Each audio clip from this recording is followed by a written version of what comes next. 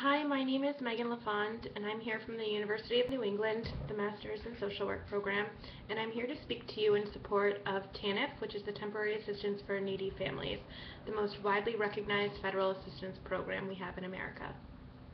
According to the 2014 U.S. Census, 14.8% of the U.S. lives at or below the poverty line, which is equivalent to 46.7 million people. One of the most alarming statistics I found during my research is that for children under 18, the poverty rate is 21.1%. Children aren't asked to be born into poverty, nor do they have any control over the socioeconomic status that they're born into. I truly feel that we have a duty as social workers to help guide families in need towards the tools that they will be able to use in order to gain more independence and get back on their feet so that they're able to provide for their families without needing any type of government funding. TANF was created as a reform of the Aid to Families with Dependent Children, AFDC, and was enacted under the Clinton administration in 1996. People called for reform of AFDC after they experienced the nation's deficit in terms of federal assistance. People felt as though there wasn't a deterrent to curb people from seeking assistance, and that once recipients started getting assistance, there weren't any guidelines to the benefits, and they continued to receive them, and it was creating a real problem for the government. People tend to have a misconception about those receiving welfare benefits, stating that people are lazy, they don't want to work, and that it fosters a dependent environment. Under this reform, TANF addresses all of those concerns. There are four primary foundation principles that TANF promotes. The first is to provide assistance to needy families so that children can be cared for in their own homes. The second is to reduce the dependency of needy parents by promoting job preparation, work, and marriage. The third is to prevent and reduce the incidence of out-of-wedlock pregnancies. And the fourth is to encourage the formation and maintenance of two-parent families. The primary goal of TANF is to arm families with tools that they need so that eventually they won't need the assistance. It's a goal of helping people help themselves. As a part of the reform, there are strict guidelines the recipients must meet in order to receive assistance. This is to address those concerns that people had prior to the reform about people being lazy and not wanting to seek out employment. If they're already receiving assistance, they feel as though they don't need to go out and look for work because they already have everything that they need. The most recognized of the guidelines is that there's a 5-year lifetime limit for receiving assistance.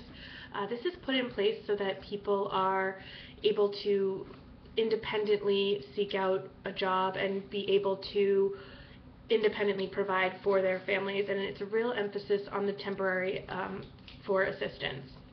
It's a great source of assistance because it's truly helping people maximize their capabilities while providing temporary assistance. Again, the emphasis on temporary. It's not promoting dependency as prior welfare programs had. While receiving benefits, you must provide proof to the government that you're seeking employment. You must also attend school if you're eligible or enroll in a vocational program to help build skills in order to refine your workforce skills so that you're able to find a job and ultimately provide for your family without the need of any sort of government assistance. It does a great job of fostering personal and independent growth. It varies state by state as to the exact benefits that you can receive. As part of under the provisions of TANF, the federal government provides a certain percentage to each state, and states are responsible for coming up with subsequent percentages of assistance to help out with people in need. Again, I think that this is really different from any sort of other programs because it truly does foster an independent growth, and it's helping people be able to help themselves because nobody wants to. I truly don't think, and I've been in this field for over 10 years, I truly don't think that anybody wants to be on welfare. Those that are on welfare are so because of dire circumstances, and if they need the tools, some people just don't have the tools that they need in order to be more independent, and they don't know how. They've never had to work before, so they don't know how to go about seeking a job, and that's where the TANF program comes in, and they are able to walk you through job applications, and there are programs out there that again vary state by state. Even some states offer childcare for people that are working, so that they're able to not worry about that added cost. So in conclusion, I think that the major part of us being in social work is that we want to advocate for those that need assistance, and people receiving TANF definitely do need assistance, but I think that this program is so great because it truly maximizes their capabilities, and it's able to help them learn the tools that they need in order to be a productive member of society. I hope that everybody will do their own research into the benefits of TANF and any other programs that need assistance, rather than just listening to what we see and hear on the news and all of the different political aspects of TANF and different assistance programs. Thank you so much, and have a great day.